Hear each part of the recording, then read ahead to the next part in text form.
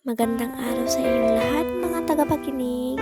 Narito na naman tayo sa isang makulay at masayang kwento tungkol sa mga tradisyon at pagdiriwang sa ating bansa.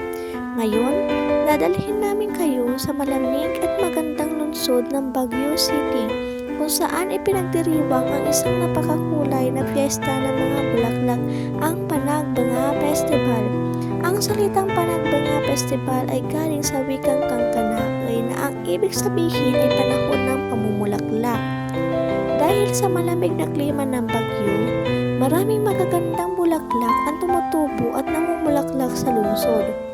Noong 1996, sinimulan ang festival na ito upang muling mapasaya ang mga tao at makatulong sa pagbangon ng lungsod.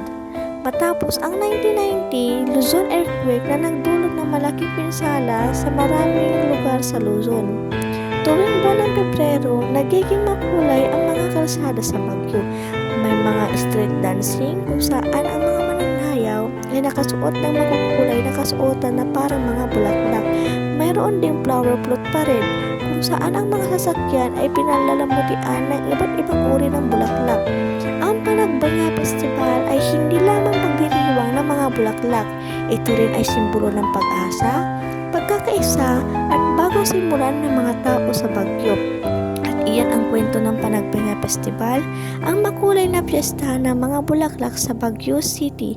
Hanggang sa susunod na kwentuhan, ito ang inyong kaibigan sa radyo na nagsasabing ipagmalaki natin ang ating kultura at mga tradisyon.